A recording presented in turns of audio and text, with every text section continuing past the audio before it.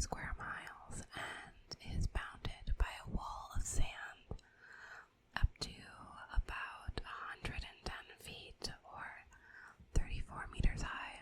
Of course, its height varies year to year depending on how the sand shifts.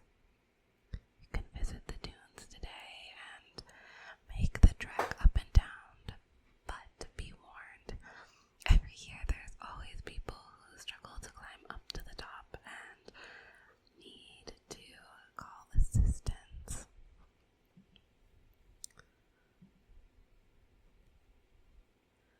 You can visit the Sleeping Bear Dunes in an island in Lake Michigan, as you can see on the map, called North Matu. Also, side note, but sorry for any of my pronunciation in this video. Either way, this park is run by the U.S. National Park Services.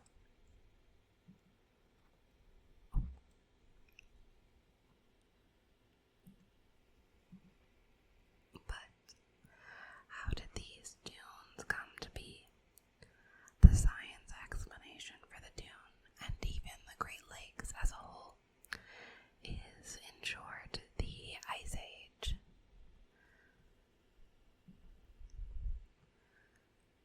Around 10 million years ago, the Ice Age began and lasted 2 million years. During this time, glaciers advanced and retreated in what we now call the Midwest. They even went as far as South Ohio and Illinois.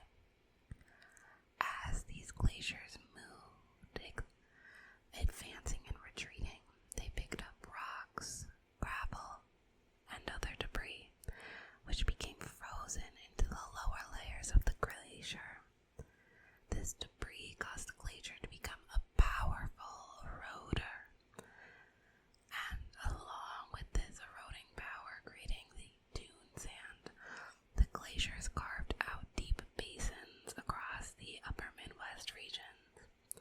When these ice sheets melted, they created many lakes in the upper Midwest, including all of the Great Lakes that we know today.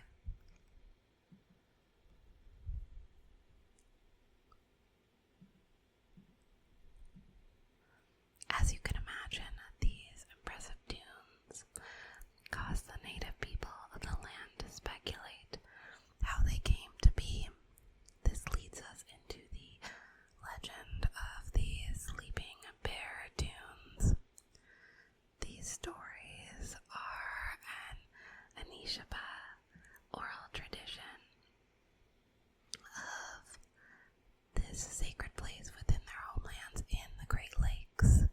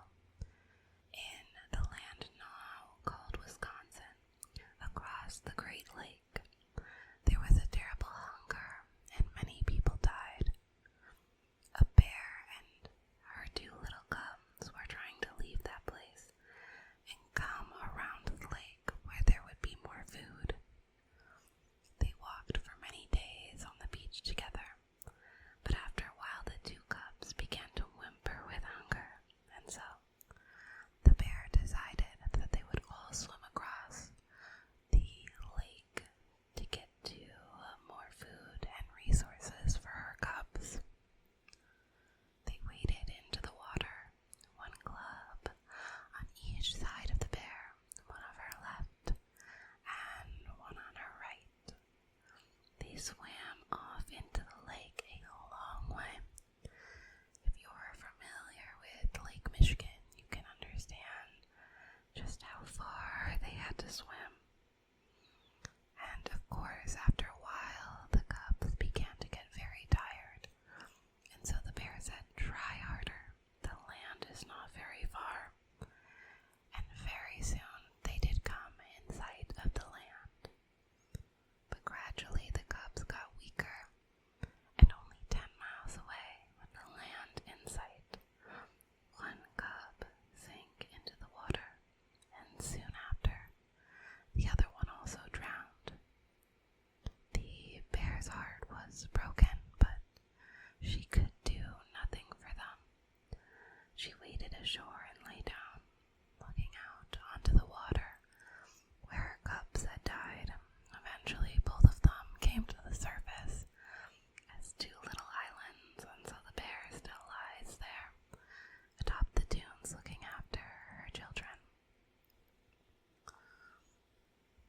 Although this story does deal with darker topics, I find it surprisingly hopeful because even in death, the mama bear was able to take care and watch over her two cubs.